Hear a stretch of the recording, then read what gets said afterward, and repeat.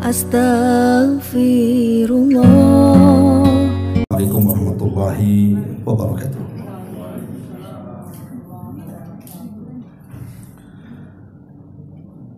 Bismillah wassalatu wassalamu ala rasulillah wa ala alihi wa sahbihi wa mawalah wa la hawla wa la quwata illa billahi wa ba'd. Alhamdulillah, di pagi menjelang siang ini kembali kita bisa duduk di Saung Sunda Sawargi. Tentu saya berhusnudzon kedatangan ibu bapak sekalian dalam rangka bertalabul ilmi. Kemudian juga salawat dan juga salam kita hadiahkan kepada Rasul kita Nabi besar Muhammad sallallahu alaihi wa ala alihi wasallam. Tema di pagi menjelang siang ini, sebagaimana permintaan, kita akan membahas tentang kematian secara mendadak. Entah apa maksudnya yang minta tema ini, apa ada yang mati.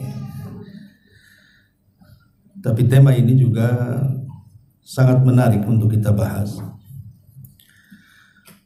karena memang akhir-akhir ini kematian mendadak itu begitu banyak. Dan kematian pada hari ini tidak melihat usia. Kalau zaman dulu umumnya orang mati itu biasanya yang sudah tua-tua. Tapi hari ini justru kebanyakan anak-anak muda pula yang mati. Karena kita lihat di jalan-jalan raya, hampir setiap hari ada orang kecelakaan, mungkin dia nabrak atau dia yang ditabrak. Atau terjadinya banyak kejahatan. Mungkin dimasuki rampok yang tidak terpikir akan datang rampok, tahu-tahu bukan hanya mengambil barang, membunuh pula isi rumahnya. Atau mungkin pada tahun-tahun kemarin, seperti adanya wabah corona, siapa yang nyangka akan terkena virus? Hampir setiap hari ada orang mati.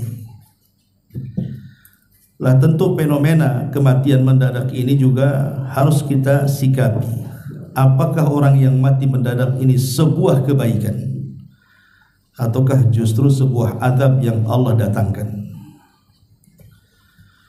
Baik, ma'asyiral muslimin wal muslimat, ibu-ibu dan juga bapak sekalian yang dimuliakan Allah Subhanahu wa taala. Ayat yang sering kita dengar soal kematian adalah kullu nafsin dha'iqatul maut.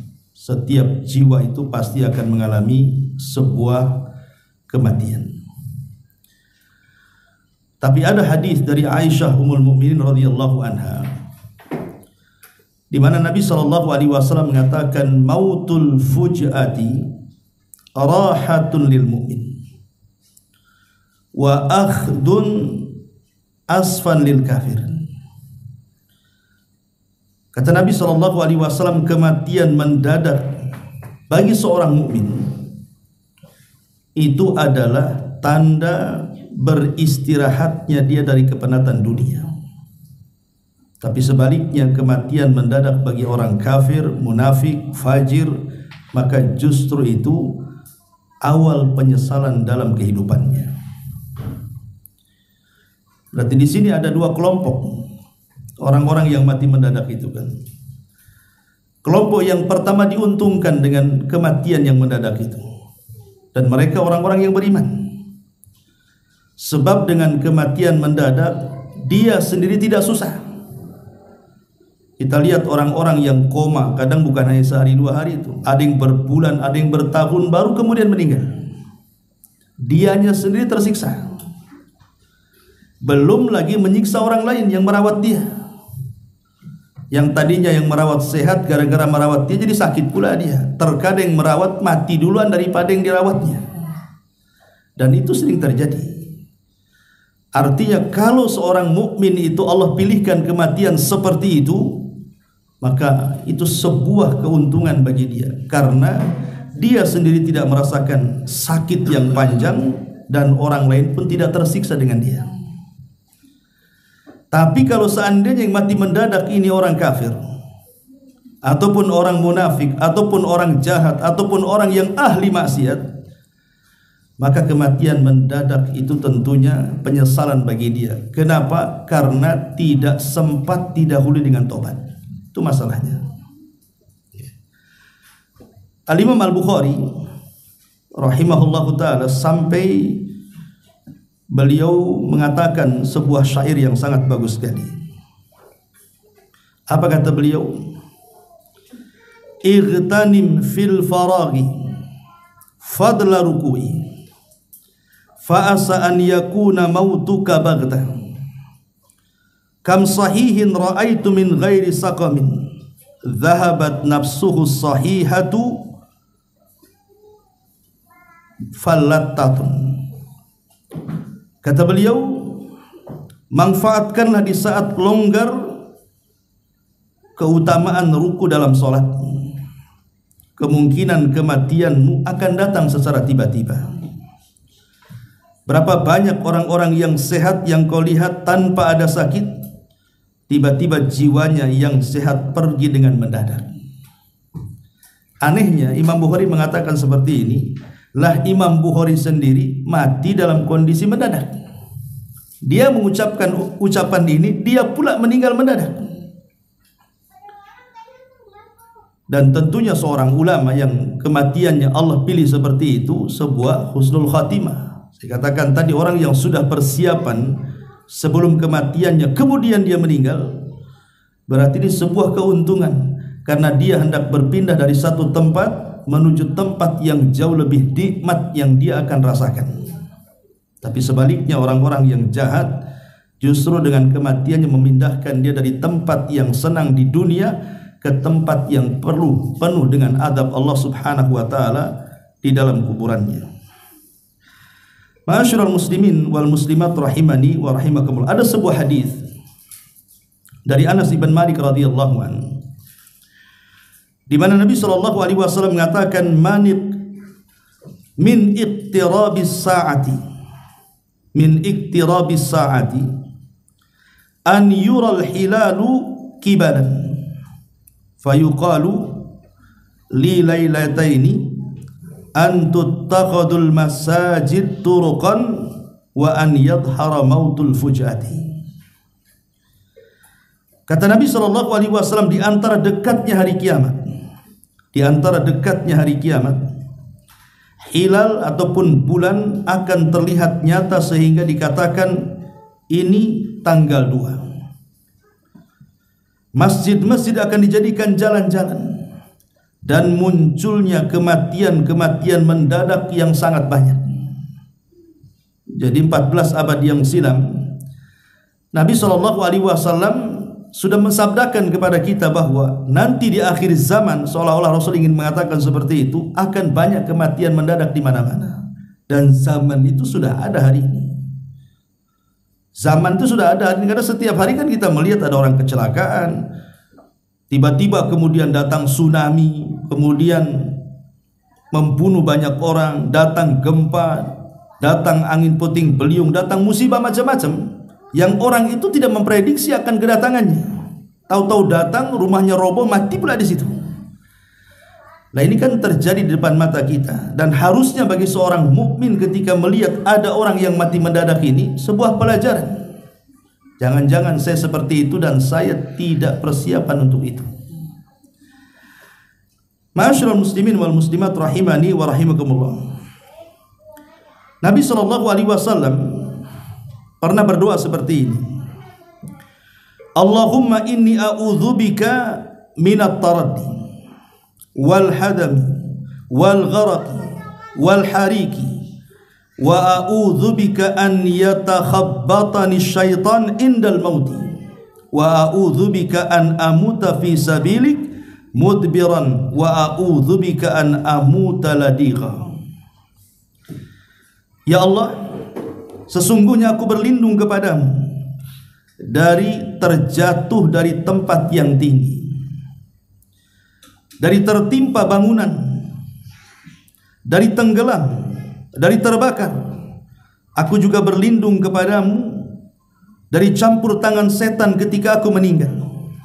Aku berlindung kepadamu dari meninggal dalam keadaan lari dari medan perang, dan aku juga berlindung kepadamu dari meninggal karena tersengat hewan beracun. Ketika Nabi SAW berdoa seperti ini, karena memang doa yang dipanjatkan Rasul ini bicara soal kematian mendadak. Orang lagi kerja bangunan nih, tiba-tiba jatuh, kan nggak terpikir dia akan mati hari itu, atau mati kan itu. Orang-orang yang kebakaran rumahnya, dia tidak terpikir bahwa rumahnya akan kebakaran, tahu-tahu kebakaran. Rumah sebelah kebakaran, merembet pula ke rumah dia, mati pula dia terbakar di situ. Atau seorang nelayan yang mencari nafkah di lautan, dia tidak menyangka akan tenggelam gitu, tahu-tahu kapalnya tengguling ombak, dia pun pula tenggelam di situ, mati pula mendadak. Jadi Nabi SAW berlindung dari perkara ini. Jangan sampai, maksudnya memang tidak ada doa khusus bahwa kita ini meminta agar tidak diwafatkan mendadak, tapi secara isyarat dari Nabi SAW, jangan sampai kita ini diberikan kematian seperti itu. Walaupun tadi saya katakan di mukaddimah, kematian seorang mukmin yang Allah pilihkan dengan cara mendadak itu adalah sebuah istirahat bagi dia. Taib. Lalu apa yang harus kita lakukan dengan fenomena seperti ini? Persiapan apa yang harus kita lakukan dengan banyaknya kematian mendadak di hadapan kita ini? Ma'asyiral muslimin yang dimuliakan Allah Subhanahu wa taala, ada 15 poin yang ingin saya sampaikan. Yang pertama, poin pertama, kematian bisa datang kapan saja. Bahwa kematian itu bisa datang kapan saja. Dan kematian itu juga datangnya tanpa pemberitahuan. Artinya kematian itu kan rahasia Allah. Kenapa Allah rahasiakan coba? Kenapa Allah nggak kasih tahu saja? Apakah ada orang-orang yang saat mati diberitahu? Ada. Mereka para nabi. Memang para nabi itu kalau seandainya malaikat maut datang hendak mencabut nyawa mereka, maka mereka akan diberikan pilihan. Apakah mau tetap hidup ataukah mau meninggal dan menyusul kepada teman-temannya di sorga. Semua para nabi seperti itu, termasuk juga Nabi kita Muhammad SAW. Makanya Nabi Musa SAW disebutkan dalam sebuah hadis yang sahih. Jadi ketika malaikat maut datang kepada Nabi Musa, kemudian malaikat maut mengatakan bahwa dia diutus Allah untuk mencabut nyawanya, marah Nabi Musa. Ditempelenglah malaikat maut sampai keluar matanya. Satu-satunya nabi yang berani menempeleng malaikat maut Nabi Musa. Ya kalau hadis ini tidak sahih mungkin mana ada malaikat maut ditempeleng kan gitu kan. Masalahnya hadis ini sahih pula kan gitu. Ketika hadis itu sahih maka kewajiban kita harus mempercayainya. Karena di antara keimanan kita kepada Nabi adalah tasdiquhu fima akhbar, membenarkan apapun yang diucapkan Nabi, masuk di akal atau tidak, benarkan. Itulah di antara keimanan kita kepada Nabi. Nah, Nabi yang menceritakan bahwa ketika malaikat maut datang kepada Nabi Musa dan mengatakan saya utusan Allah hendak mencabut nyawamu, marah Musa, tempeleng keluar matanya. Akhirnya kemudian malaikat ini menghadap kepada Allah Subhanahu wa taala dan mengatakan, "Ya Rabb, Engkau utus kepada manusia yang tidak mau dicabut nyawanya." Maka Allah Subhanahu wa taala mengatakan, "Katakan kepada Musa, aku yang suruh. Tapi kalau dia tetap ingin hidup dan tidak ingin mati sekarang, maka letakkan telapak tangannya di badan kerbau." Nanti di badan kerbau itu kan yang ada bulu-bulunya, tertutup dengan telapak tangannya, maka hitungan satu bulu itu 1 tahun kehidupan dia. Ya kalau ditutup dengan telapak tangan, di situ ada 100 bulu, ya kalikan aja setahun gitu ya. Berarti dia masih diberikan kesempatan hidup sebanyak bulu yang ditutup oleh telapak tangan di kerbau itu. Katakan kepada Musa seperti itu. Maka malaikat maut datang kepada Nabi Musa kemudian menghabarkan perintah Allah. Tapi Nabi Musa alaihi salam mengatakan, tidak, kalau memang dia berkehendak aku mati hari ini, maka cabutlah nyawaku. Musa memilih kematian dibandingkan meletakkan telapak tangan di badan kerbau, kemudian terhitung satu bulu yang tertutup 1 tahun kehidupan. Dari sini kita tahu bahwa semua para nabi diberitahu kematiannya. Tapi selain para nabi, termasuk kita ini bukan nabi, kecuali orang-orang yang ngaku-ngaku nabi gitu ya. Kan banyak orang-orang yang ngaku nabi itu. Nah, itu nggak ada pilihan, kalau malaikat maut datang langsung mati itu ya, karena dia nabi palsu masalahnya. Jadi selain para nabi itu tidak ada pilihan kematian. Pasti suatu hari kematian itu pasti datang. Jadi kematian itu bisa datang kapan saja. Bahkan saya itu punya saudara, ketika sama suaminya dikerok malam-malam, katanya masuk angin ya, tiba-tiba tertidur, paginya sudah nggak ada. Nah, apa gara-gara dikerok dia mati? Kan bukan itu masalahnya kan begitu. Memang sudah ditentukan hari itu dia harus mati. Dikerok atau tidak dikerok pasti dia mati. Memang sudah ajalnya gitu kan. Makanya jangan pernah menyesali sebab. Sebab kematian itu banyak, tapi kematian itu satu. Sebab kematian kan banyak, bisa ditabrak, bisa jatuh, bisa terbakar, bisa tenggelam. Sebab kematian itu banyak, tapi tetap saja namanya kematian itu satu, dicabut ruhnya mati dia. Sehingga walaupun kemudian seseorang itu menyesali sebab, yang menjadikan mati itu bukan sebabnya, tapi ajalnya sudah ditakdirkan, memang dia harus mati hari itu dengan cara apapun. Kan ada orang yang menangis, coba tadi dia tidak dioperasi nggak mati. Kata siapa? Nggak dioperasi pun mati dia. Coba saya tadi nggak izinkan dia keluar naik motor, nggak ketabrak, nggak bisa. Walaupun dia nggak ketabrak pun dia mati dengan cara lain. Kalau memang waktu itu sudah ditentukan ajalnya, maka satu kematian itu bisa datang kapan saja. Yang kedua, mengingat kematian itu sedikit banyak dapat melapangkan dada. Ada sebuah hadis dari Anas bin Malik radhiyallahu anhu. Nabi SAW mengatakan, "Aktsiru dzikra hadhimil ladzat al-mautu fa innahu lam yadhkurhu fi dhikin minal 'aishi illa wassa'ahu alaihi wa la dzakarahu fi si'atin illa dhayyaqaha." Kata Nabi SAW, perbanyak oleh kalian mengingat akan pemutus seluruh kenikmatan. Apa itu? Al-mautu, kematian. Kematianlah pemutus semua kenikmatan. Kita tahu bahwa yang namanya dunia itu kan membawa nikmat bagi kita tersendiri. Orang kaya itu sedikit banyak dengan kekayaannya akan ternikmati, karena kekayaan di antara sebab kebahagiaan, walaupun itu bukan segala-galanya. Tapi yang namanya dunia itu cuma ada dua pilihan. Boleh jadi dia yang meninggalkan kita, atau kita yang meninggalkan dia. Seperti apa contohnya? Dunia meninggalkan kita, ya contohnya tiba-tiba tsunami datang, gempa datang, banjir datang. Rumah yang megah tidak perlu hitungan jam, hitungan detik sudah roboh. Mobil-mobil mewah itu terpelanting ke sana kemari, bahkan tertimbun dengan reruntuhan. Tidak bisa dipakai. Dalam sekejap saja terkadang kejadian itu hanya lewat begitu saja. Itu namanya dunia meninggalkan kita, itu namanya. Atau kita yang meninggalkan dunia. Rumahnya masih berdiri dengan kokoh, kendaraannya masih ada, kita pula yang mati. Jadi kita yang meninggalkan dunia. Artinya bahwa terkadang ketika kemudian kita ini yang meninggalkan dunia, maka terputuslah seluruh kenikmatan dunia. Itu yang disebutkan oleh Nabi, perbanyak oleh kalian sesuatu yang akan menghancurkan semua kenikmatan kalian. Apa itu? Al-mautu, kematian.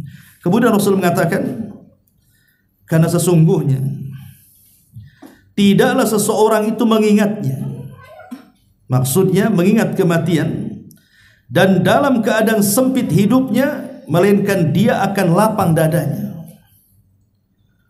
Orang kalau stres karena kesusahan ekonomi dan begitu seterusnya, Tapi dia ingat kematian, bahwa di sana ada kehidupan setelah kematian itu yang jauh lebih baik lagi.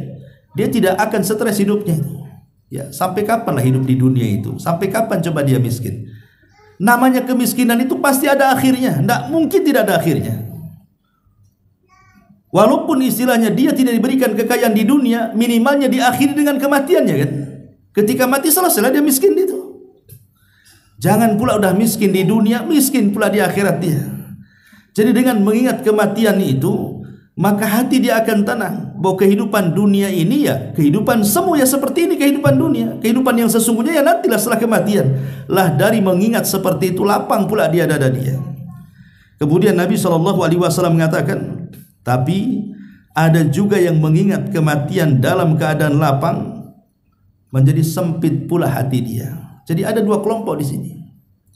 Ada orang yang mengingat kematian yang tadinya sempit dadanya jadi lapang. Ada yang ketika mengingat kematian yang tadinya lapang dada jadi sempit pula dia.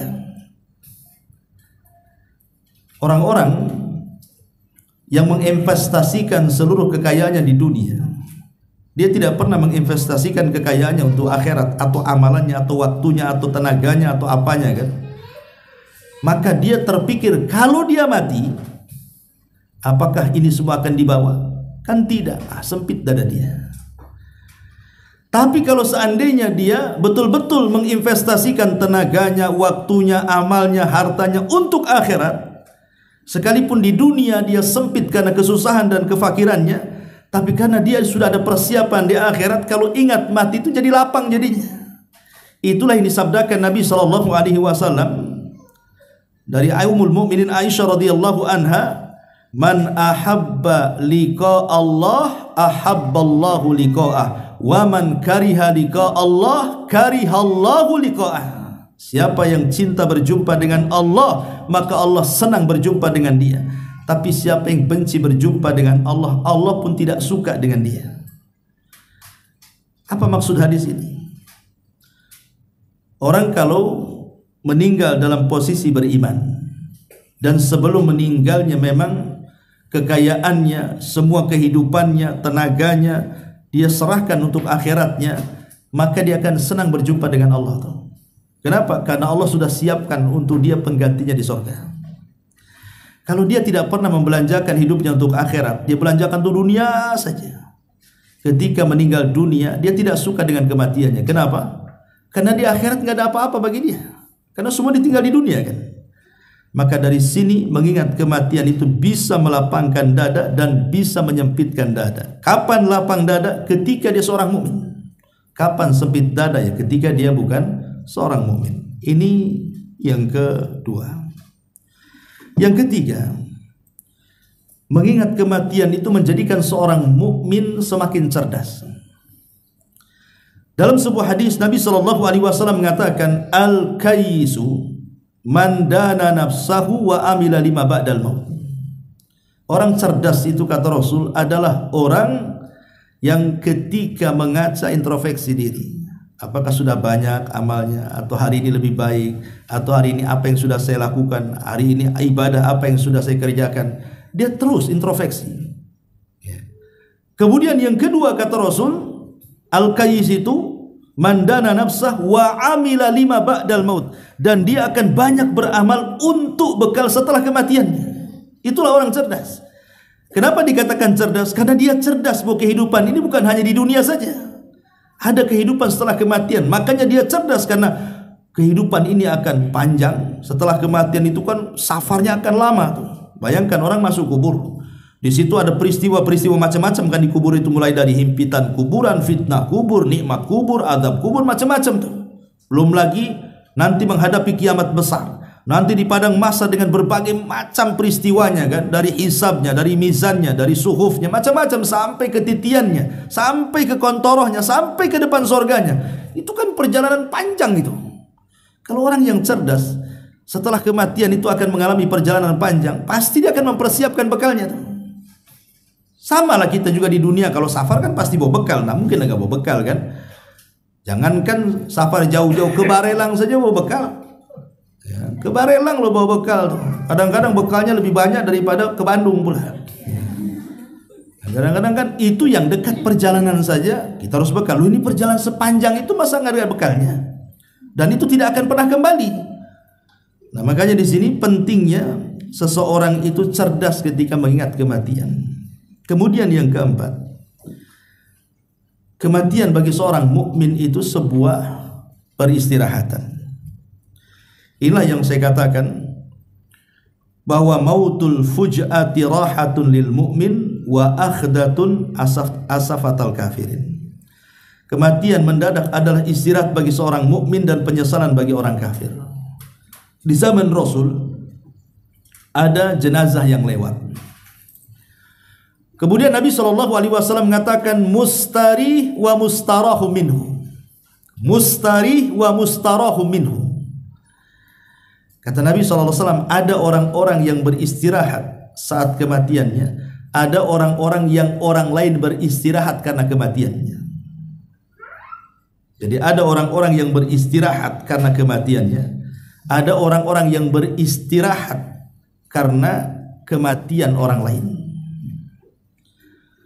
Sahabat bertanya, apa mustari dan apa mustarah? Maka Rasul mengatakan, adapun mustari itulah kematian seorang mukmin. Bagi dia istirahat dari kepenatan dunia. Dunia ini kan penat, ikhwan. Mesti ada masalah saja. Kayaknya nggak berhenti. Setelah selesai masalah ini datang pula masalah yang lain. Selesai masalah ini datang pula masalah yang lain. Terkadang masalah datang ada sebab, itu ada masalah aja. Itulah dunia. Makanya dunia itu tidak lepas daripada senang, susah, tertawa, sedih, sempit, lapang. Itulah dunia. Ya. Tapi dengan kematian seorang mukmin itu tidak ada semuanya. Karena dia akan beralih kepada nikmat kuburan. Dan nikmat kubur lebih nikmat dibandingkan semua nikmat di dunia. Tapi kalau mustarah minhu, maka Rasul mengatakan bukan dia yang beristirahat, orang lain yang beristirahat. Syukurlah dia mati. Alhamdulillah dia mati. Kenapa dari kemarin aja nggak mati? Karena ada orang yang karena kejahatannya jadi jengkel orang kan. Dari kemarin saya doakan tak mati-mati, sekarang sudah mati. Alhamdulillah. Nah, karena ada orang yang kematiannya itu membuat orang senang. Ya karena kejahatan dia, sehingga semua mendoakan dia lebih baik mati daripada hidup. Dengan kematiannya bukan dia yang senang, orang lain yang senang. Nah, ini yang bahaya nih. Kalau sampai kematian kita membuat orang senang, itu disebut mustarahu minhu namanya. Dan itu tanda orang jahat. Karena orang mati itu kan ada yang kematiannya dipuji manusia, ada yang kematiannya dicaci maki manusia. Karena di zaman Rasul pun pernah terjadi kan, ada jenazah yang lewat nih, semua manusia memuji dia karena kebaikannya. Kalau dia orang baik gitu ya, kemudian meninggal, apalagi meninggalnya masih muda kan, rata-rata kan di masyarakat umumnya seperti itu. Memanglah orang baik itu biasanya cepat mati. Orang jahat itu udah tua bangka nggak mati-mati katanya. Ada istilah di masyarakat kan seperti itu. Jadi ada kalau orang baik itu kalau meninggal tuh rasanya semua orang memuji dia. Tapi ada orang yang kemudian mati itu dicaci maki manusia. Lah ketika ada jenazah yang pertama dipuji manusia, jenazah yang kedua dicaci maki manusia, kata Rasul wajabat wa wajabat katanya. Sahabat bertanya, apa maksudnya wajabat wa wajabat ya Rasulullah? Maka Rasul mengatakan, adapun jenazah yang pertama wajabat lahul jannah, adapun jenazah yang kedua wajabat lahun nar, kata Rasul. Adapun jenazah yang pertama yang dipuji manusia, maka dipastikan dia menjadi penghuni surga. Adapun jenazah yang kedua yang dicaci maki manusia, itu pasti masuk neraka itu. Jadi persaksian manusia itu karena sebuah kebaikan. Kalau orang baik itu pasti dipuji orang. Kematiannya pun terkadang menjadikan prihatin orang. Tapi kalau orang jahat meninggal sudah dicaci gitu ya, kematian disyukuri pula sama orang. Ini juga yang harus dipahami bahwa kematian bagi seorang yang beriman hanyalah peristirahatan. Kemudian yang kelima, orang yang sudah meninggal dunia tidak dapat beribadah lagi, itu masalahnya. Orang kalau sudah meninggal tidak mungkin beramal soleh lagi. Artinya kesempatan amal soleh itu kan bukan setelah kematian, tapi sebelum kematian. Kata Ali radhiyallahu an, al-an maksudnya di dunia, yaumun amal, hari di mana kita sibuk beramal. Wa ghadan, tapi besok kata Ali yaumul hisab. Tinggal hari perhitungan di hadapan Allah Azza wa Jalla. Makanya mumpung kita belum mati, dan setelah kematian tidak ada ibadah lagi, maka ini kesempatan kapan lagi? Sebelum datang kematian mendadak datang kepada kita, sementara kita kurang bekal. Makanya disebutkan dalam hadis panjang berkenaan dengan masalah kuburan. Jadi apabila seorang mukmin itu berada dalam kuburannya, maka malaikat datang akan bertanya kepadanya, tapi tidak bisa mendekatinya. Kenapa? Karena amal-amal ibadahnya itu menjegal malaikat yang mendekati jasadnya. Sebelah kirinya ada sholat, sebelah kirinya ada zakat, ada puasa, ada sedekah, dan semua amal soleh mengusir malaikat dan mengatakan ma kibali madkhal, tidak ada jalan untukmu pergi. Sehingga kemudian malaikat ini tidak bisa mendekati jasadnya karena dijaga oleh amal solehnya, sehingga dia hanya bisa menanyai jasad itu dari kejauhan. Akhirnya kemudian tergambarkanlah oleh si jasad ini bahwa dia sedang ditanya. Dia pun kemudian duduk, kemudian bangkit, seolah-olah dia melihat matahari hampir tenggelam. Ketika ditanya, man rabbuk, siapa Rabbmu? Dia mengatakan, nanti saja jawabannya, saya mau sholat asar, katanya. Padahal dalam kubur tidak ada sholat kan. Tapi begitulah orang baik gitu ya. Wa man nabiyuk, siapa nabimu? Nanti dulu, saya belum sholat, katanya. Ketika ditanya, apa agamamu? Nanti, saya belum sholat. Kata malaikat ini, ya nanti kau akan sholat, tapi jawab dulu. Wah gitu kan. Akhirnya dia dengan cepat menjawab, oh itulah Allah Tuhanku, Muhammad Nabiku, Islam agamaku. Dengan cepat dia menjawab. Ketika dia selesai menjawab, Allah berfirman dari atas, ang sadaqa abdi, hambaku telah benar, bukakan pintu sorga, masukkan kenikmatannya ke dalam kuburannya. Ini orang mukmin ini di kuburan aja masih sempat-sempat mau sholat dia. Coba bayangkan ya. Makanya Nabi SAW pernah lewat di sebuah kuburan dan mengatakan, kalau kalian tahu apa yang terjadi dalam kubur, 2 rakaat yang mereka lakukan dari 2 rakaat sunnah itu lebih baik daripada dunia dan isinya. Kalau mereka bisa melakukannya dalam kubur, tapi kan tidak bisa. Dan percuma juga. Jangan lagi cerita dalam kubur, nyawa di tenggorokan saja ibadah seseorang percuma karena tobatnya pun ditolak. Kata Nabi SAW, innallaha yaqbalu taubata abdin ma lam yughargir. Allah itu masih menerima tobatnya seorang hamba sebelum nyawa ada di sini. Sebab kalau sudah nyawa di tenggorokan itu, jarang yang selamat, pasti dia mati. Dari sini Allah mengatakan, hatta idza balagatit taraqi wa qila man ra. Ketika nyawa sudah di tenggorokan, siapa yang bisa meruqyah dia mengembalikan ruhnya ke dalam jasadnya? Tidak bisa, pasti mati. Ya, ini yang kelima. Yang keenam, hanya amal saleh yang akan dibawa kepada kematian. Terkadang manusia tidak berpikir bahwa dunia itu akan meninggalkan dia atau kita yang meninggalkan dunia. Tapi tidak dengan amal soleh. Amal soleh itu akan menyertai kita sampai ke liang lahat. Makanya kalau seorang itu meninggal, ikhwan, pasti akan meninggalkan 2 perkara.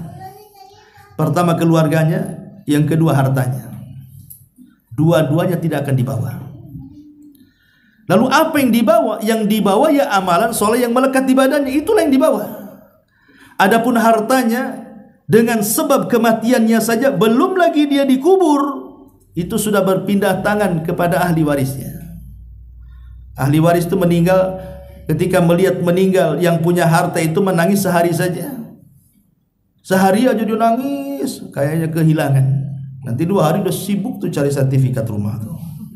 Ya, sibuk di mana diletak, di mana notarisnya, di mana. Udah sibuk dengan warisannya kan. Itu kalau cerita harta. Semata-mata ruh kita keluar sudah berpindah tangan. Okelah kita cerita keluarga.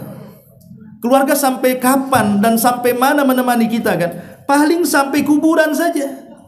Kalau sudah sampai kuburan, kemudian mereka ikut nguburkan, selesai kemudian mayat diletakkan, mereka pun pulang.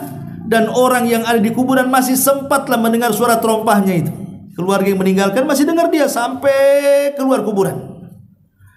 Kalau sudah tidak terdengar suara terompah, Siapa yang ditunggu dia? Mungkar nakir lagi sudah. Dari sini kata Nabi SAW bahwa seorang yang meninggal itu akan diikuti oleh 3 perkara: hartanya, keluarganya, amalannya. Yang 2 pulang, yang 1 masuk kuburan.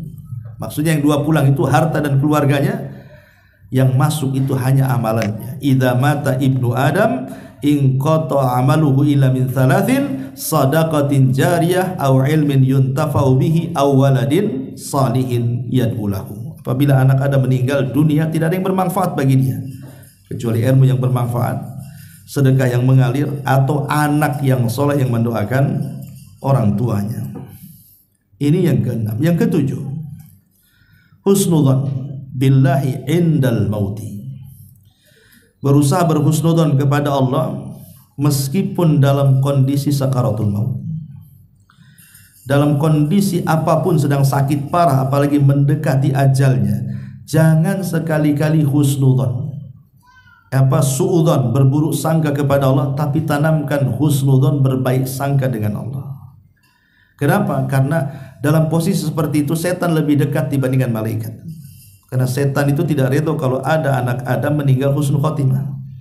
Jadi saat detik-detik sakaratul maut itu setan itu banyak di sekitar dia. Salah satunya memberikan waswas apa? Berburuk sangka dengan Allah. Makanya sangat dianjurkan dan disunahkan kita yang masih hidup, yang masih sehat, yang menziarahi orang yang sedang sakaratul maut atau sedang sakit parah, jangan coba-coba menceritakan perbuatan buruk dia, diperdengarkan kepada dia. Jangan, ya. Kita ini ada orang sakit, kawan kita, sakitnya parah. Kemudian kita berkunjung, menjenguk dia. Jangan cerita keburukannya, ceritakan kebaikannya. Ya cepat sembuhlah biar kita bisa sholat lagi, ya bisa ngaji lagi. Saya kenal kamu ini orang baik, walaupun dia orang jahat sebenarnya. Nggak apa-apa, hibur dia. Jangan sentuh kejelekannya. Jangan kita katakan cepatlah sembuh biar kita mabok lagi, biar kita judi lagi. Ini makin mempercepat kematian dia tuh, makin sesak dadanya. Kenapa? Yang ingat dia tuh neraka akhirnya kan, makin cepat matinya. Jadi jangan sampai seperti orang-orang yang kemudian membuat orang itu putus asa. Karena kalau kita ceritakan keburukannya, jadi putus asa dia. Dan putus asa itulah yang menghalangi tobat saat kematiannya. Minimalnya kalau kita menceritakan kebaikan, tertanam husnudzon, berbaik sangka dengan Allah. Oh iyalah, kalau saya dengar nih kawan-kawan cerita, rupanya saya masih ada kebaikannya. Dalam hati itu dia akan mengatakan seperti itu, walaupun dia tidak bisa ngomong, tapi kan telinga mendengar. Ya, apa yang kita ucapkan, oh dalam hati itu saya masih punyalah amal soleh. Yang mudah-mudahan dengan amal soleh ini Allah masukkan saya ke surga. Padahal dosanya 1 gunung. Ya. Sebab ketika posisi seperti itu, dia akan mengingat apa yang diucapkan saja orang-orang sekitarnya. Sehingga itulah yang boleh jadi amal soleh yang terakhir yang ia bawa dalam bentuk husnudzon, berbaik sangka dengan Allah Azza wa Jalla. Ini yang ke-7. Yang ke-8, ya, berusaha untuk memberikan wasiat. Wasiat kalau kita sedang sakit parah, parah-parahnya lah kan itu. Kan pasti kita ini ada firasat biasanya. Maka kalau kita sakit parah, seperti contoh lah Abdurrahman ibn Auf. Abdurrahman ibn Auf itu kan pernah sakit parah dan hampir meninggal dunia. Ketika itu dia belum punya anak banyak, masih 1 anaknya perempuan. Jadi saat sakit-sakit parahnya, Nabi SAW menjenguk Abdurrahman ibn Auf radhiyallahu anhu. Abdurrahman ibn Auf pun kaya raya orangnya, orang paling kaya di kota Madinah. Abdurrahman ibn Auf itu, dia mengatakan, ya Rasulullah, aku tidak punya anak kecuali 1 anak perempuan, sehingga aku ingin menyedekahkan seluruh hartaku di jalan Allah. Kata Rasul, jangan. Kemudian Abdurrahman mengatakan, bagaimana kalau separuh? Jangan, kata Rasul. Kemudian bagaimana kalau 1/3? Ya sudah, 1/3 itu udah banyak. Ya, tapi rupanya Abdurrahman bin Auf setelah wasiat seperti itu tak mati-mati, sembuh pula dia. Akhirnya anaknya banyak kan itu ya. Tapi kadang kan ada orang yang disangka mau mati, tahu rupanya nggak jadi gitu ya. Hidup saya pernah juga dulu waktu di pulau itu, ada orang udah dihabarkan mau meninggal orang itu. Wah, keluarganya nangis-nangis. Sampai anaknya itu guling-guling tuh. guling-guling di lantai. Ya. Sangka mati bapaknya. Jadi sampai kemudian dipegangi orang banyak, dimasukkan ke kamar gitu. Rupanya tak jadi mati orangnya. Nah, kan kadang-kadang disangka mati atau tidak mati kan itu. Artinya ada kejadian-kejadian seperti itu. Lah kalau kita ini sudah merasakan dekat-dekat ajal, kita itu berwasiat, dan tidak ada wasiat yang paling agung melebihi wasiat takwa. Ya, harta juga perlu berwasiat harta itu. Tapi lebih daripada itu wasiat agama. Makanya lihat wasiat-wasiat Luqmanul Hakim dalam Quran. Wasiat-wasiatnya Nabi Yakub, Nabi Ayub, Nabi Ibrahim, itu kan disebutkan dalam Quran itu. Wa wassa biha Ibrahim baniya wa Yaqub gitu ya. Ma ta'buduna min ba'di qalu na'budu ilahaka wa ilaha abaika Ibrahim, sampai akhir ayat. Itu menunjukkan wasiat-wasiat teragung adalah wasiat takwa. Jadi kalau kita ini ingin berwasiat, wasiatlah dengan ketakwaan. Dahulu Umar bin Abdul Aziz saat detik wafatnya, ada seseorang bertanya kepada Umar bin Abdul Aziz dan mengatakan, ya Amirul Mukminin, berwasiatlah untukku, untuk anak-anakmu, anak kamu masih kecil, biar hartanya itu terbagi kepada mereka. Tapi Umar bin Abdul Aziz mengatakan, tidak, aku tidak akan berwasiat soal harta. Lah kenapa, anak-anak masih kecil katanya. Kata Umar bin Abdul Aziz, aku hanya ingin mewasiati mereka dengan takwa. Kemudian dia berikan alasan, kalau aku berwasiat dengan harta dan tidak berwasiat dengan takwa, kemudian harta ini dipergunakan untuk maksiat oleh anak-anakku, itu sama saja aku menolong mereka di atas kemaksiatan dengan harta warisanku.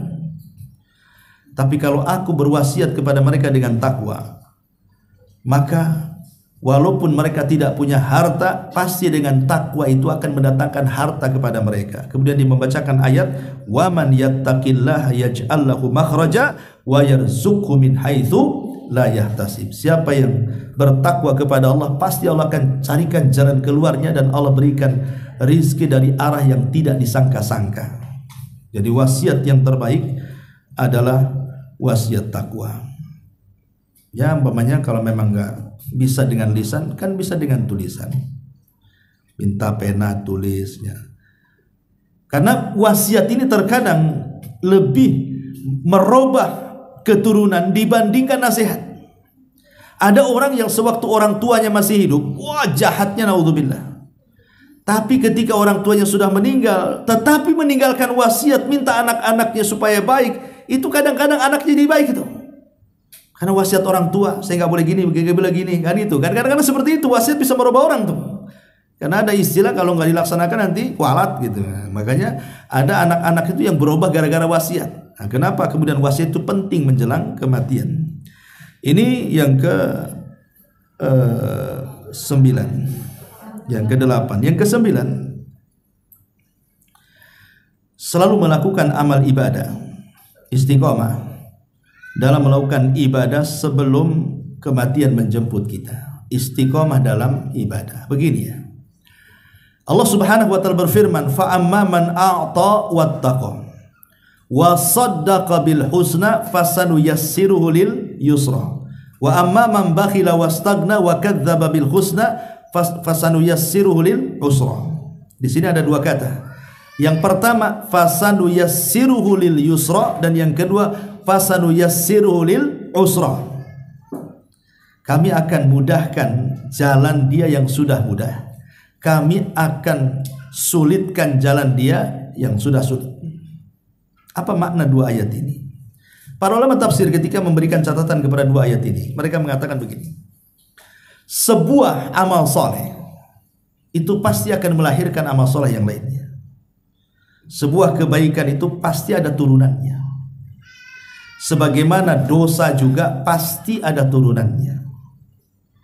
Makanya kenapa Nabi SAW itu sampai berdoa sebelum salam dalam tasyahud kan, dalam tasyahud akhir, biasanya Rasul kan membaca tahiyat, membaca syahadat, membaca solawat, kemudian membaca 4 perlindungan, baru sebelum salam membaca Allahumma inni a'udzubika minal ma'tham wal maghram. Ya Allah, aku berlindung kepadamu dari perbuatan dosa dan dari terlilitnya hutang. Jadi Aisyah ini bertanya, atau yang lain bertanya, ya Rasulullah, apa Anda punya hutang? sehingga setiap solatmu kau mengatakan seperti itu. Kata Nabi SAW, tidak. Akan tetapi kata Rasul, kalau orang sudah hutang itu, idza haddatsa kadzab wa idza wa'ada akhlaf. Kalau ngomong pasti dusta, kalau janji pasti khianat. Orang yang berhutang itu, kalau dia bicara pasti dia dusta, kalau dia janji pasti dia khianat. Ngaku aja lah, kan gitu orang yang hutang. Kapan bayar? Besok. Besok datang, mana katanya mau bayar? Lusa lah. Kan itu udah dusta tuh. Awalnya kan begitu, dusta dulu tuh. Ada duitnya ada sebenarnya, dibilang ada duit. Ya sudah gini, saya janji minggu depan saya bayar. Minggu depan tak pun dia kasih bayar kan. Itulah dosa. Dosa itu biasanya akan ada turunannya tuh. Awalnya cari alasan, cari alibi, kemudian berdusta, kemudian khianat, kemudian dia pula yang lebih kejam dari yang ngutangi. Sebelum datang yang nagih itu dia sudah pasang muka marah-marah tuh. Harusnya yang marah itu yang minjemin duit kan, ini yang ngutang yang marah. Jadi dosa itu melahirkan dosa yang lainnya. Lah amal soleh juga sama. Amal soleh itu melahirkan yang lainnya. Orang kalau sudah terbiasa dengan puasa, anggaplah puasa 3 hari dalam sebulan. Udah terbiasa itu ayamul bid 13, 14, 15. Begitu udah bertahun-tahun. Kalau dia kemudian menambah puasa jadi Senin Kemis, akan bisa. Kenapa? Terbiasa lapar. Dia bisa menambah dengan Senin Kemisnya. Kalau dia sudah terbiasa dengan Senin Kemis, kemudian ingin membiasakan puasa Daud, pasti dia bisa. Kenapa? Karena sudah terbiasa lapar 3 hari dalam sebulan, tambah lagi Senin Kemis tiap pekannya. Kalau melakukan puasa Daud, pasti dia bisa. Ya. Dan dustakan orang yang mengatakan, saya sekarang puasa Daud, Senin Kemis saja enggak kan itu. Puasa Yaumul Bid enggak, tahu-tahu puasa Daud pula kan gitu. Itu dipertanyakan itu. Karena yang ringan-ringan saja dia nggak pernah mengerjakannya. Sama dengan orang yang biasa duha, sholat duha ya. Kemudian dia jaga sholat qobliyah, ba'diyah atau rawatib atau nafilah di siang hari. Kalau dia ingin melakukan sholat malam itu mungkin bagi dia. Kenapa? Karena dia bisa dan terbiasa melaksanakan sunnah di siang hari. Jadi kalau dia ingin melaksanakan sunnah di malam hari, mungkin bagi dia. Karena ada kebiasaan sholat. Tapi ini tidak pernah sholat di siang hari, ngaku pula ahli tahajud. Semana ceritanya? Ya, siang-siang bolong saja yang tidak susah bangun dia nggak sholat. Kok cerita malam pula yang dingin yang susah bangun dia mengatakan ahli tahajud? Apa nggak dusta ucapannya tuh? Jadi yang namanya amal soleh itu pasti ada turunannya. Kalau orang sudah terbiasa amal soleh, pasti akan melahirkan amal yang soleh yang lain. Itulah yang Allah katakan fasanu yassiruhu lil yusra. Dia sudah mudah melakukan amal soleh, Allah mudahkan jalannya ke sorga, sehingga dia ditutup dengan amal yang terakhir yang ia kerjakan. Sama dengan dosa. Kalau orang terbiasa maksiat, maka Allah tutup juga seperti itu tuh. Makanya ada istilah orang pikun, kalau dia ngomong itu disesuaikan dengan kebiasaan sebelum pikunnya. Orang mati juga sama, dia tidak diwafatkan kecuali sebagaimana kebiasaan sebelum wafatnya. Lihat orang pikun itu, kalau dia ngomong jorok ya, ngomong jorok itu karena sebelum pikunnya suka ngomong jorok. Kan ada orang yang kalau kagetan itu ya, tak kesandung, pokoknya kagetan lah, latah gitu ya, itu aneh-aneh itu jeritannya itu. Kadang-kadang ngomongnya macam-macam. Ya kalau masih jangkrik masih bagus lah kan. Tapi kadang-kadang lebih daripada itu tuh. Kadang-kadang joro-joro keluarnya kan. Itu kalau pikun itu yang diulang-ulang nanti itu. Karena terbiasa mengulang yang buruk sebelum pikun, maka ketika pikunnya itu pula yang diulang. Tapi kalau sebelum pikunnya dia suka baca Quran gitu ya, maka ketika pikunnya itu juga yang dibaca. Makanya kenapa kita ini berdoa jangan sampai pikun ya. Lah orang yang mati juga sama. Orang yang mati itu kan sesuai dengan kebiasaan sebelum meninggalnya. Makanya ada orang yang meninggal itu karena dia suka mabuk, maka Allah buat mati ketika dia mabuk. Orang tukang judi, maka Allah akan buat mati ketika dia judi. Orang suka berzina, Allah akan buat mati ketika berzina kalau dia tidak bertobat. Memang begitu ya, hadis Nabi SAW mengatakan seperti itu. Orang mati itu akan disesuaikan dengan kebiasaan sebelum kematiannya. Kalau dia ahli ibadah, ahli sholat, ahli sujud, maka Allah akan buat mati seperti itu. Kalau dia ahli maksiat, ahli mungkar, maka dia pun akan diberikan kematian seperti itu. Maka Ingat bahwa selalulah melakukan amal saleh sebelum kematian. Kemudian yang nomor 10, mengingat kematian ini akan mengingatkan 3 hal. Disebutkan dalam sebuah perkataan ulama, man aktsara dzikral mauti akrama bisalatin. Barang siapa yang banyak mengingat kematian, maka dia akan dimuliakan dengan 3 perkara. Siapa yang mengingat kematian, maka dia akan dimuliakan dengan 3 perkara. Pertama, ta'jilut taubati, maka dia akan bersegera bertobat. Yang kedua, qana'atul qalbi, maka hatinya akan puas hati dengan kondisinya. Kemudian yang ketiga, wa nasyatul ibadati, maka dia pun akan semangat ibadah. Jadi orang kalau ingat mati, pasti 1, segera tobat. Yang kedua, merasa cukup ataupun qanaah. Yang ketiga, rajin dia ibadah. Tapi sebaliknya, wa man nasyal mauta uqiba bisalatin, barang siapa yang lupa dengan mengingat kematian, dia diadab dengan 3 perkara. Taswifut taubati, lagunya nanti-nanti kalau disuruh tobat tuh. Kapan lu tobat? Nanti. Nunggu haji katanya. Habis haji tak tobat juga. Kapan mau tobat? Katanya habis haji. Yalah, nunggu haji kedua katanya. Haji kedua, ketiga tak tobat juga mati akhirnya. Nah, ini 1. Yang kedua, wa tarkur ridha bil kafaf, tidak ridha dengan keadaan, tidak ridha dengan pemberian Allah, selalu menesu atau selama ngeluh dan begitu seterusnya. Kemudian wat takasul fil ibadah, dia pun malas ibadah karena nggak ingat mati, ya malaslah ibadah dia. Lihat bagaimana manfaat mengingat kematian itu. Pertama, akan segera tobat. Yang kedua, qanaah dia. Qanaah itu apa? Qanaah itu artinya redho dengan pemberian Allah Subhanahu wa taala, dan ingat bahwa qanaah itu adalah surganya dunia. Orang kalau bisa qanaah, itulah surganya dunia. Kata Imam Ibnul Qayyim rahimahullahu taala, ar-ridha jannatud dunya. Redho itu surganya dunia. Dan di balik qanaah itu karena ada redho. Ya. Redho dengan penyakitnya, redho dengan ujiannya, redho dengan kefakirannya, redho dengan pasangannya, redho dengan keluarganya, redho dengan apapun kondisinya.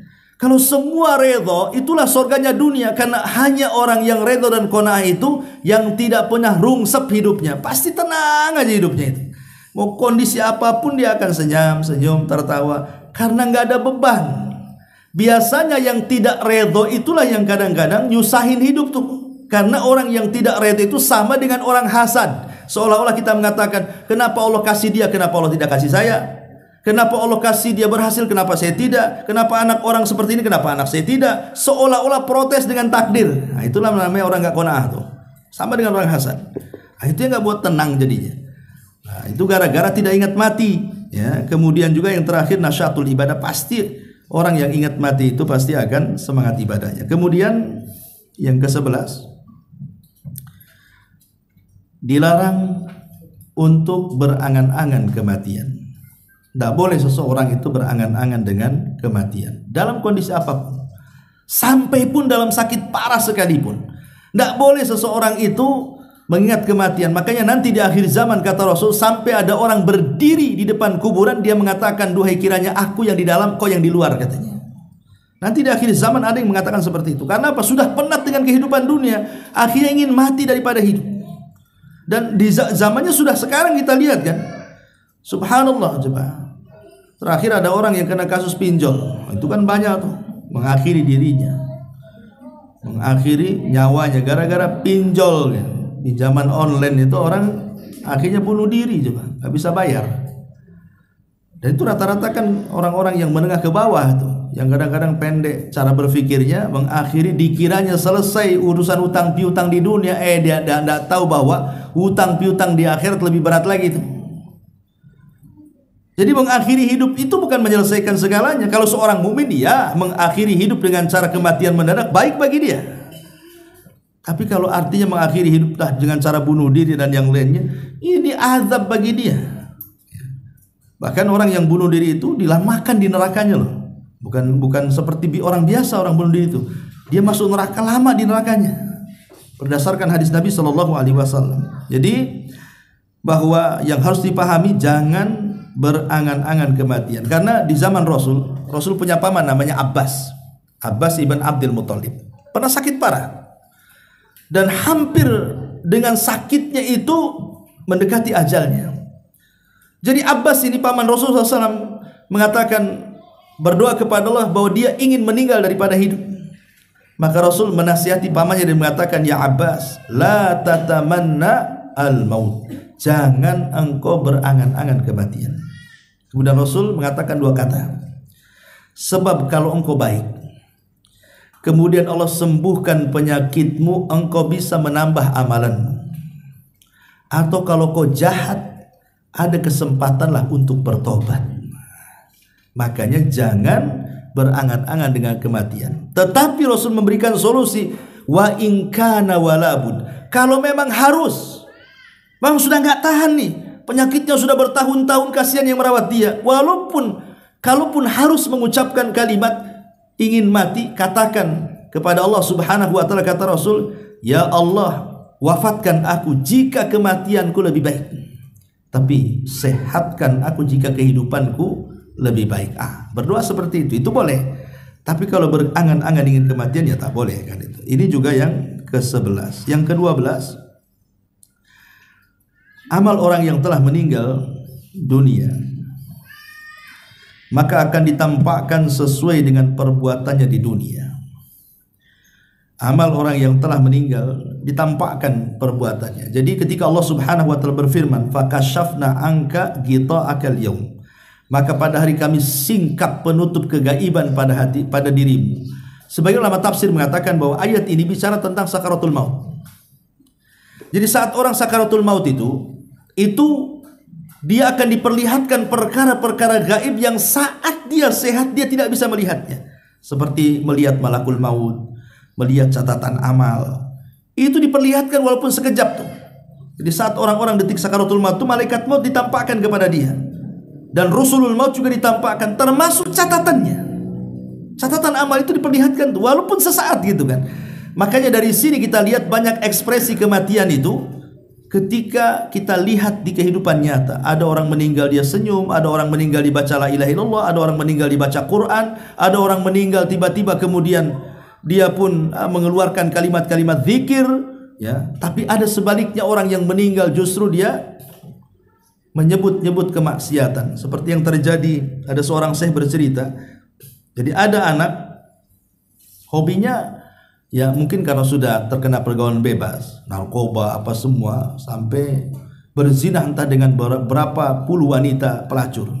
Jadi saat kematiannya, ketika ditalkin, wahai fulan, katakan la ilaha illallah, tidak mau dia mengucapkan kalimat itu, malah disebutkan satu persatu wanita yang dizinahinya, sampai yang terakhir baru dia mati. Coba ditampakkan aibnya coba. Ya, selama dia hidup, orang tidak tahu dia pezina kan. Ketika sakaratul maut ditampakkan aibnya oleh Allah, disebutkan satu-satu tuh namanya, sampai yang terakhir yang dizinahinya baru dia mati. Naudzubillah. Nah, ini jangan sampai seperti itu. Harusnya orang membicarakan kebaikan dengan kematiannya, akhirnya membicarakan keburukan gara-gara kematiannya kan. Nah, ini juga yang harus dipahami, bahwa amal orang yang telah meninggal itu akan ditempatkan sesuai perbuatannya juga di dunia. Kemudian juga keinginan orang saleh itu untuk disegerakan dikuburkan saat menjelang kematiannya kan. Ada hadis yang mengatakan orang-orang baik itu kalau di atas keranda. Jadi kalau kita ini berada di atas keranda dan keranda ini menuju kuburan, maka ruhnya orang baik akan mengatakan apa? Qaddimuni, qaddimuni, segerakan aku, masukkan aku ke liang lahat. Segerakan aku, masukkan aku ke liang lahat. Itu kalau orang beriman tuh. Tapi kalau orang jahat mengatakan apa? Mau bawa kemana aku katanya? Ila aina tadhhabun? Kemana kau pergi katanya? Mau dibawa kemana aku katanya? Itu kalau orang jahat dia tidak tahu kalau dia dimasukkan ke liang lahat.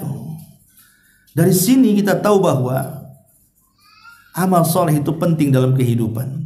Karena jiwa seorang mukmin itu justru dia akan ingin disegerakan. Makanya dilarang kalau ada orang yang meninggal jasadnya lama-lama dalam rumah.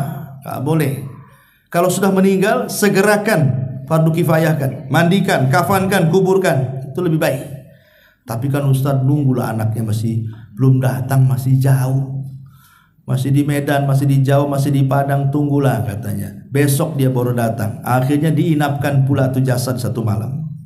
Sekarang pertanyaannya, kalau dia datang manfaat nggak kepada orang mati? Kan nggak manfaat juga. Lah apa manfaatnya? Apa dia mau ngasih duit supaya tiket ke kuburan gitu? Nggak mungkin juga kan itu. Nggak ada manfaatnya dia. Kedatangan dia loh nggak ada manfaatnya bagi si mayat, tapi merugikan bagi si mayat. Kenapa? Karena Rasul mengatakan asri'u bil janazati wa intaku solihatan fa khairun tuqaddimunahu wa intaku sayyi'atan fa syarrun tadauuna fi riqabikum, kata Rasul. Segerakan jenazah, difardu kifayakan. Sebab kalau dia baik itu kebaikan yang didahulukan kepada orang saleh. Tapi kalau ia jahat sama kalian dengan meletakkan keburukan di rumah kalian. Maka segerakan. Kalau sudah dikuburkan ya sudahlah. Kalau memang anaknya besok baru datang ya ziarah ke kuburan. Kan selesai. Kenapa jasadnya kemudian dibiarkan? Nah, ini juga sebuah kesalahan di masyarakat. Jadi segerakan dalam penguburan itu.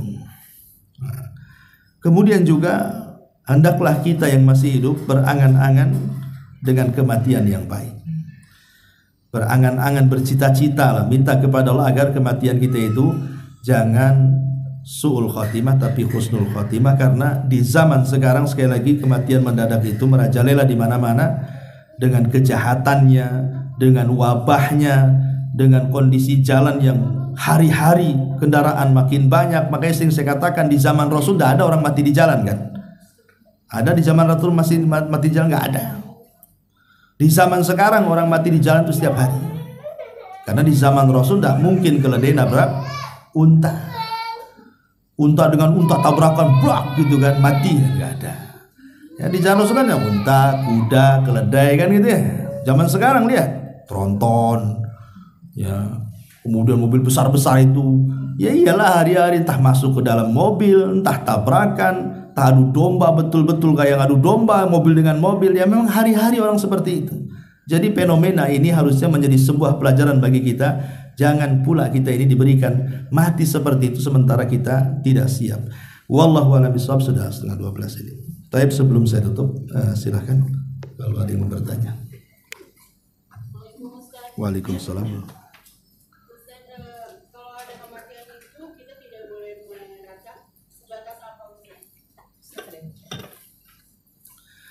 Ya, alhamdulillah. Meratap itu dalam bahasa Arab disebut niyah. Dan niyah itu kalau dilakukan dan dia tidak bertobat, maka satu akan menyakiti orang yang meninggal. Menyakiti bukan tersiksa jasadnya, tidak, tapi tersiksa hatinya. Jadi orang yang meninggal itu kalau kita tangisi, itu hatinya tersiksa. Ya hatinya tersiksa gimana lah kan itu. Dan sakit hati kan lebih sakit dibandingkan sakit gigi kan. Ya. Kalau Ustadz saya lebih sakit gigi daripada sakit hati. Jadi niyah itu dilarang. Tapi sebatas apa niyah dilarang? Ya selama kemudian dia melakukan hal-hal yang dijelaskan dalam sabda Rasul. Seperti Rasul mengatakan apa? Orang yang niyah itu syaqqa al-juyub wa darabal hudud, kata Rasul. Merobek-robek pakaian, kemudian memukul-mukul badan, pipi dan yang semacamnya. Wada abidah wal jahili, berteriak-teriak seperti teriakan orang-orang jahiliyah. Itulah sifat niyah. Ya, dia berteriak, dia guling-guling, dia merobek-robek, dia memangkas rambut, ya, mencukur rambut gitu kadang-kadang. Itu tak boleh seperti itu. Tapi kalau menangis boleh. Karena mamanya dia meninggal, kita menangis wajar. Manusia itu kalau yang dicintainya meninggal pasti akan sedih. Rasul aja menangis ketika meninggalnya Ibrahim. Ya, putra beliau yang terakhir dari Maria Kiptia, meninggal di usia 100 tahun 8 bulan tuh. Rasul menangis. Abdurrahman bin Auf mengatakan, Rasul, bukankah Anda yang mengatakan tidak boleh niyah? Maka Rasul mengatakan, ini bukan niyah wahai Abdurrahman, ini tangisan rahmat. Wajar orang tua meninggal anaknya sedih, sehingga saya menangis, gitu ya. Jadi kalau tangisan itu tidak masalah, Bu, tapi jangan meraung. Ya, makanya kalau sudah meraung kayak harimau, itu sudah niyah namanya. Tapi kalau hanya nangis saja, ya nangis biasa lah, wajar orang nangis, tidak ada masalah. Tapi kalau sudah meraung-raung, itu takutnya niyah, karena ada unsur ketidakterimaan dengan takdir. Nah, itu masalahnya. Soalnya nggak terima dengan kematiannya, itu tak boleh. Taib. Kemudian di sini bagaimana agar iman kita tetap stabil saat kita sedang futur? Iya, Rasul mengatakan setiap kesemangatan likulli sarratin fatra, walikulli fatratin surra. Setiap kesemangatan itu dibaliknya pasti ada kefuturan. Sebagaimana di balik kefuturan itu pasti satu ketika ada kesemangatan. Manusia itu kan ada dua kondisi, kadang-kadang semangat, kadang-kadang futur. Tapi lihat solusinya, kata Rasul, wa man kanat fatratuhu ala sunnah faqad ihtada. Kalau futurnya di atas sunnah, maka dia akan dapat petunjuk. Wa man kana ghairu dzalika halaka. Tapi kalau futurnya bukan kepada sunnah, maka celaka dia. Maksudnya begini, ya. Tidak mungkin orang itu kan semangat terus hidupnya, tidak mungkin. Semangat terus ibadahnya mustahil. Pasti sewaktu-waktu akan ngedon. Namanya iman itu kan bertambah dan berkurang. Kalau bertambah rajin dia, kalau berkurang lah mulai dia malas. Kalau kita dalam kondisi malas, dalam kondisi futur, minimalnya janganlah kefuturan kita ini menjerumuskan kita kepada maksiat. Itu saja. Kadang kita semangat ya, kadang sulit, kadang futur, tapi ketika waktu futur jangan maksiat, maka kita dapat hidayah. Karena biasanya maksiat itu datang ketika futur. Ya, kalau kita habiskan futur kita, malah kemudian dilampiaskan kepada maksiat, hancur kita. Makin futur lagi jadinya. Ya, jadi itu saja nasihat saja. Bagaimana caranya menjaga iman ketika sedang futur? Ya minimalnya jauhi maksiat. Wallahu a'lam. Baik, sampai di sini. Kalau sudah ada yang bertanya, kita. Iya. Kalau seandainya ada titipan itu, ada orangnya ulang tahun. Titipan apa? Pertanyaan. Saya kira tip uang. Harus jelas tuh. Dia ulang tahun, tapi kita tidak mengucapkan, cuma kita mendoakan semoga umurnya diberi dan lain-lain. Itu boleh nggak? Atas kamu juga kita mengucapkan ulang tahun. Gimana? Ulangi. Kan orang ini kan ulang tahun. Ulang tahun. Ulang tahun apa? Hari ini misalnya. Enggak, ulang tahun apa? Ya, hari lahir dia. Oh, hari lahir dia, ya. Terus kita mendoakan semoga umurnya diberi ya keberkahan dan lain-lain, bla bla bla. Tapi tidak mengucapkan ulang tahun sama ulang tahunnya. Boleh kan? Kalau mendoakannya di waktu dia sedang ulang tahun, artinya momennya mendukung ulang tahunnya. Ya. Tapi kalau doanya di luar momennya, doa mendoakan kebaikan sama orang, ya baguslah. Nah, itu saja sih, lihat momennya. Ya, dikhawatirkan sudah kita tidak bisa mengingkari kemungkaran, mencegahnya, kita pula mendukung dengan doanya, itu masalahnya. Nah, padahal kan kewajiban kita kan mengingkari kemungkaran, bukan mendoakan. Sudahlah, nggak usah lah. Apa yang dirayakan ulang tahun usia itu, dengan apalagi dengan nyanyiannya panjang umurnya, padahal sebenarnya pendek umur dia itu.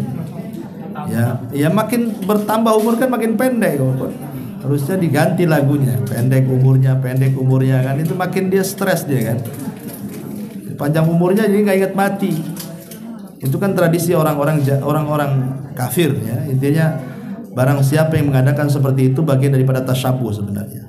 Ulama ketika bicara masalah ulang tahun kelahiran itu, mereka pasti akan benar dengan masalah dalil-dalil soal larangan tasyabuh. Karena memang itu berasal bukan dari orang Islam, ya itu berasal dari orang kafir. Wallahu a'lam. Subhanakallahumma bihamdika asyhadu an la ilaha illa anta astaghfiruka wa